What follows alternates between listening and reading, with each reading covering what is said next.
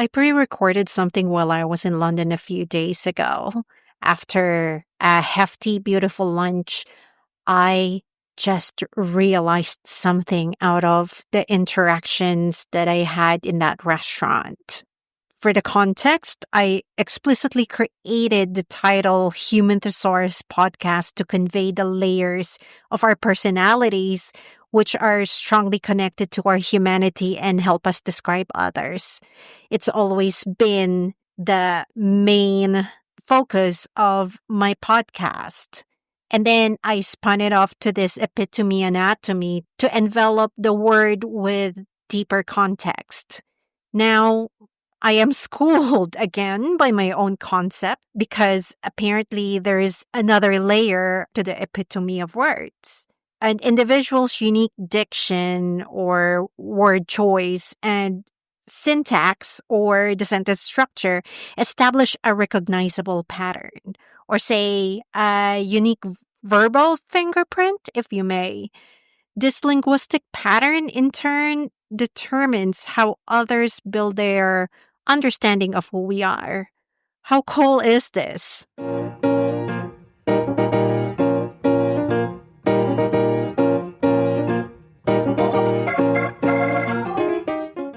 Welcome to Human Thesaurus Presents Epitome Anatomy. My name is Wish, and I talk about something, somehow, to dissect words and phrases relevant from my life to yours. Ready for the epitome of verbal fingerprint? Let's go!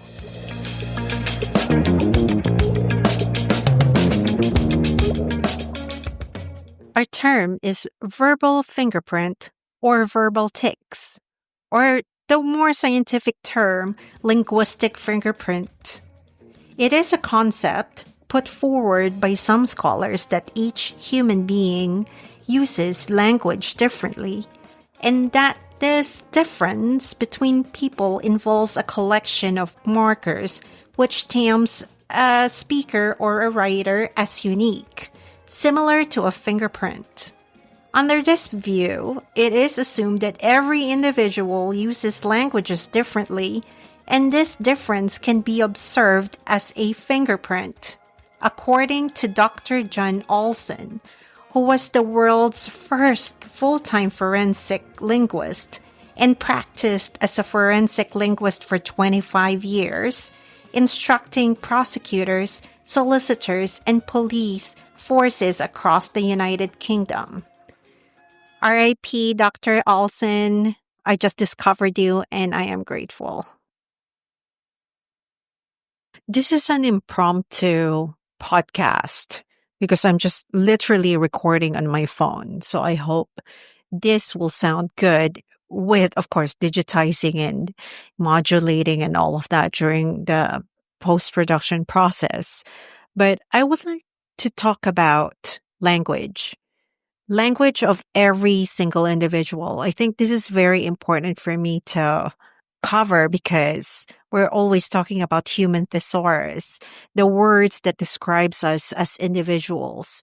But another portion of this, which I just realized, is that apart from these words that are completely connected to who we are as people, as individuals, as unique, wonderful or horrible individuals, is the part wherein we use language that is very much connected to us, to our personalities. For example, I'm going to use a word that is quite crass, but I need to use it because when people hear this word, they connect it to me. They connected to me not to describe me, but everybody who are close to who I am as a person, or everybody who just know who you are or who I am as a person. They know that I'm the only one in their circle who would use this quite efficiently and quite confidently. So this word is the CUNTS. So every time other people hear the word CUNTS, it's wish. Wish, because Wish uses that a lot. So what I'm saying, that what I find so fascinating about this is that there are words that is quite familiar to an individual, not as a descriptive word of that individual, but these are the words that is very much attached, relevant, and connected to the people around you because they use it. Not everybody would use the same word to express themselves. Not every single word are quite familiar, especially when English is your second language, even our first, or any other language. It's just a great idea. It's such a great concept to understand that the words that we use as an individual are so connected to us, to our uniqueness, to the way we describe or to the way we express ourselves. We're not all the same. And that is another layer to who you are as a person. It's not just the words describing or connected to who you are as a person, but the words and the languages that also describe the manner on how you express the words that you're conveying to everyone around you. It's phenomenal. It's mind blowing for me to just realize this because I'm just focused on how words connect us to ourselves. But that's inward. But outwards, we have this voice, this way of writing, this way of expressing the context of storytelling or just expressing what we feel or what we say in public. They're also connected to us. Some of us would use, more passive voice and active voice and passive aggressive voice. And there are particular words that other people may not use, but you use quite regularly. And that means that becomes connected to you. So yeah, it's just so funny for me because I just, the other day, my best friend, Anne, she just used the CUNT word for the first time ever within our, 40 years of friendship. And then she said, haha, I sounded like you because she described a group of annoying people as CUNTS. And she said she sounded like me. And I was so proud of her because she finally said it. Because I think for her, during that time, the context was extremely relevant to what she's trying to describe. And that word is connected to me because that's how I describe people who are on the extreme side of no awareness of their environment, no compassion, no kindness or humanity, or people who are soulless that they are just a nuisance to the society. So I call them CUNTS. Whenever I use that, I don't use that very loosely. I use that specifically for specific type of people. So whenever you hear me use that word, it will just make you feel that it's coming from me describing particular type of people.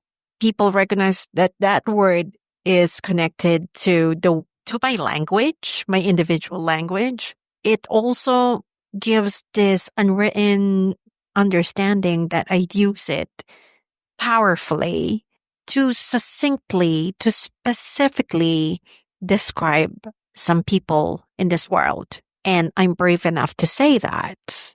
But it just blows my mind really, because each of us, think about this. Each of your closest friends, each of the friends that you really, really know inside out, your brother, sister, your mom, dad, they have these particular set of words that's quite related to them, that it will remind you that they use this chain of words specifically for them, specifically for the language that they use, specifically for the personalities they have. And that's so wonderful, isn't it?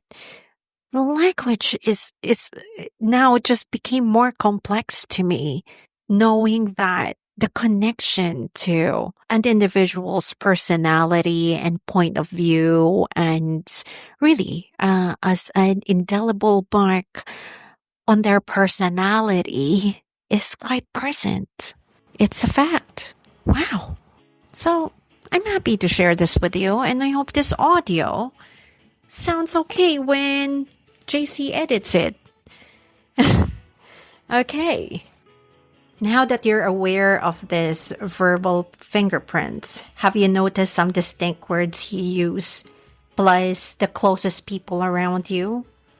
How does this add flavor to how you see people?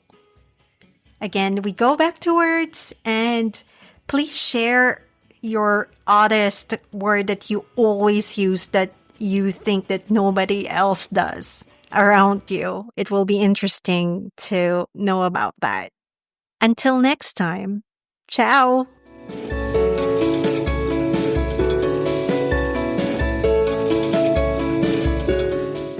Human Thesaurus Podcast is produced by me and my brother, Jeremiah Ronquillo. All rights reserved via Wishbliss Media.